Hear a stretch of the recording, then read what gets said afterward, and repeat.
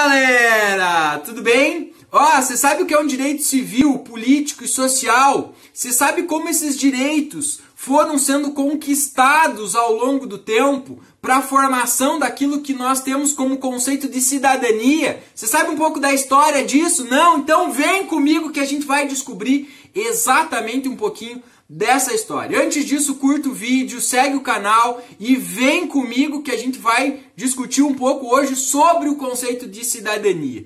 Tá? E falar da história, da construção da cidadania, a gente remonta a duas culturas que são fundamentais para a história humana e para as sociedades. As duas grandes culturas clássicas, gregos e romanos, aonde este conceito, entre tantos outros, passou a ser germinado e ser construído. Então é lá com os gregos antigos, a partir do século VIII, né? E o conceito de cidadania confunde-se também com o surgimento do conceito da polis, das cidades-estados gregas. Porque os gregos inauguraram algo fundamental para a história humana, que é pensar os nossos problemas, a solução dos nossos problemas enquanto sociedade, dentro dessas relações humanas. Então eles passaram a racionalizar, eles passaram a entender que os nossos problemas enquanto sociedade, eles precisam ser pensados dentro das nossas relações e precisam ser solucionados a partir deste conceito. Então eles trouxeram essa concepção racional de pensar os nossos problemas e também pensar o bem comum. Por isso que falar de polis é falar de política, falar dessas nossas relações, e os gregos tentavam dialogar e buscar essas soluções a partir dessas relações. Num princípio ainda bastante limitado, porque ainda era um conceito bastante pautado no patriarcalismo, na aristocracia. Poucas pessoas participavam desse processo. Mas aí vem o florescimento da cidade de Atenas e o desenvolvimento do conceito da democracia. Porque lá em Atenas eles inauguram então um novo conceito de organização política, onde vai expandindo, em especial, esse direito da participação dos sujeitos, dos cidadãos, tá, dentro dessas discussões e da tentativa de pensar as soluções dos problemas sociais dentro desse âmbito do campo da política em especial. E aí Atenas inaugura algo novo na história, que são as assembleias, onde as pessoas se reuniam, se discutiam essas questões, votavam, né, tentavam chegar à solução dos problemas nesse sentido. Então os gregos dão esse primeiro passo. Os romanos, que vêm logo em seguida, que herdam boa parte da cultura e do conhecimento grego, também vão dar uma importante contribuição para essa discussão. Os romanos promoveram a cidadania de forma bastante significativa, né? Num primeiro momento também com um conceito bastante aristocrático, mas eles promoveram ao longo do tempo reformas que aumentaram a participação das pessoas, principalmente aqueles que não tinham tantos direitos políticos, sociais, ou eram de classes sociais menos favorecidas, justamente para participar desses conceitos. E o auge do Império Romano é o ano 212, quando o direito à cidadania passa a ser universal dentro do Império Romano. Então aí nós chegamos no momento mais significativo dessa discussão, né? E algo que nós precisamos entender dentro disso, ou olhar para a história da cidadania, olhar para a história da luta, da organização social, dos movimentos sociais, da união das pessoas em prol de buscar melhorar ou conquistar esses direitos e esse espaço político, social, civil dentro da sociedade. Com o fim do Império Romano, nós vamos viver um período aí onde o conceito de cidadania perde o seu valor, né? Porque a Idade Média, que começa lá com a queda do Império Romano em 476 e vai aí até o século XV, a cidadania perde justamente todo o seu valor de discussão, principalmente pelo fato de que a Idade Média a gente tem o fim, né, e o desmonte das instituições de organização social e política na sociedade. A igreja passa a ser a principal instituição, né, as relações entre os sujeitos passam a ser a partir de suzerania e vassalagem, né, relações de proximidade entre os sujeitos. Então o conceito de cidadania perde completamente o seu valor a partir daí, tá? Com o final da Idade Média, né? Com o final da Idade Média, essa transição para a Idade Moderna, a cidadania volta a ganhar força, volta a ganhar preocupação, principalmente porque essa superação de algumas instituições, de algumas cidades, né, no final da Idade Média para a Idade Moderna, começam a desenvolver aí algumas organizações, alguns conselhos para pensar os seus problemas, pensar suas cidades, pensar a sua organização de forma geral. Então aí volta-se a ter a necessidade de se pensar. Mas espera aí, se nós temos uma organização que vai pensar os nossos problemas, quem tem direito a participar deste processo? Quem tem direito de ir lá e se envolver nesse processo? Então o conceito de cidadania volta, né, para este campo da preocupação humana e política nesse sentido. Num primeiro momento na Idade Média, precisamos lembrar que nós temos a formação dos estados absolutistas, do Estado moderno, né, caracterizado por esse absolutismo. Então, o conceito de cidadania, na verdade, é um conceito de ser súdito do rei nesse momento. Mas esse momento da Idade Moderna, apesar de não ter grandes conquistas da efetivação do conceito de cidadania, nós temos a preocupação e o interesse sendo retomado. E aí, durante esse período da Idade Moderna, nós temos alguns movimentos sociais e intelectuais importantíssimos na construção da sociedade moderna. O movimento antropocêntrico, né, a retomada do ser humano como grande preocupação do conhecimento, o ser humano volta a ser o centro e a medida de todas as coisas, né, a valorização da razão, né, deixada de lado agora os sentimentos, a influência da religião, para pensarmos as nossas questões a partir de questões racionais. Então isso faz com que esse campo da política ganhe uma nova conotação e uma nova preocupação dentro desse conceito, né? O movimento do Renascimento, a retomada, e aí algo importante, né?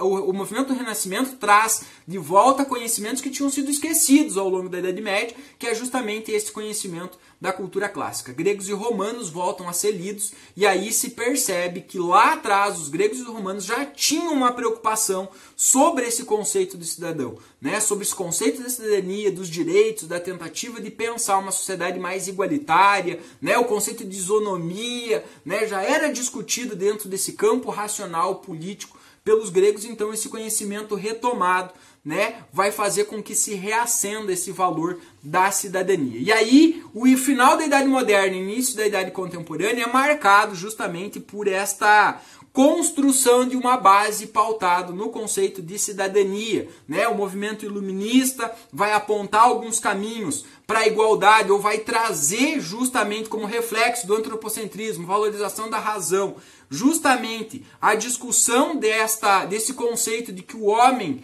né, é igual, naturalmente igual a todos eles, a condição de que o Estado deveria garantir direitos e condições para os sujeitos, e também a igualdade perante a lei, né? A lei deveria garantir, né, este funcionamento de forma justa dentro da sociedade a partir daí. E aí nós temos uma transição. O súdito cada vez mais passa a deixar ser esquecido e passa a transitar agora para ser um cidadão. E aí nós vamos ter o século XVIII marcado como o grande século das revoluções, né? A Revolução Gloriosa, a independência dos Estados Unidos, a Revolução Francesa, né? Revoluções que vão trazer na sua base, na sua essência, justamente o conceito da cidadania, né? A Revolução Gloriosa, quando institui uma monarquia parlamentarista na Inglaterra, a independência dos Estados Unidos, que já traz alguns conceitos na sua declaração de independência sobre o conceito de cidadania, e em especial a Revolução Francesa, que vai ser a materialização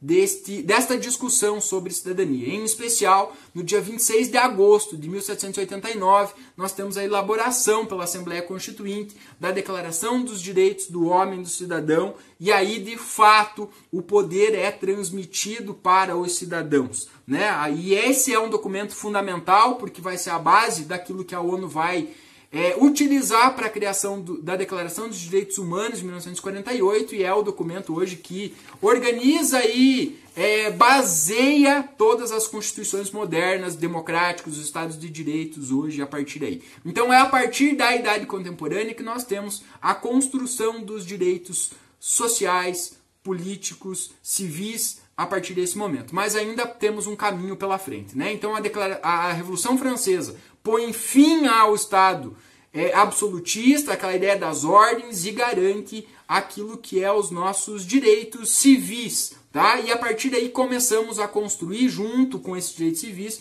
os direitos políticos, né? Mas num primeiro momento temos um grande impasse, né? E o grande impasse é resolvido, infelizmente, né?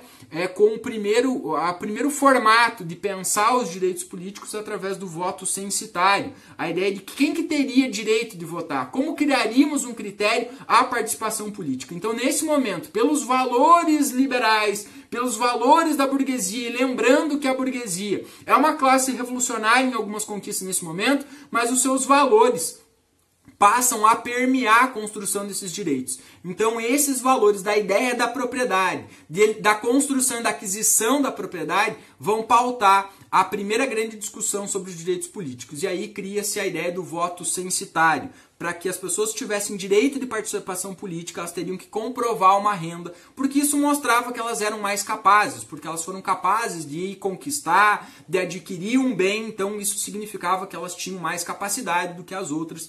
Então, nesse primeiro momento, trazia-se o voto censitário. Isso provoca a exclusão e uma série de consequências sociais, tá, para a sociedade. A sociedade continua sendo discutida por um pequeno grupo de pessoas, porque a grande maioria eram pessoas sem condições sociais e principalmente econômicas, mas a Revolução de 1848 coloca um ponto final nesse sentido, e aí a participação política passa a ser algo, né, a reivindicação do sufrágio universal, da participação das pessoas, passa a ser um valor a ser conquistado, né? E aí o século XIX, né, permeia essa discussão dos direitos civis e políticos. O século XX começa com novas grandes necessidades, novas pautas, principalmente o direito das mulheres. Final do século XIX, né, as mulheres começam a aparecer no cenário político, na ascensão social, e passam a discutir e passam a reivindicar o seu direito de participação na sociedade, participação política, civil, enfim, tudo isso.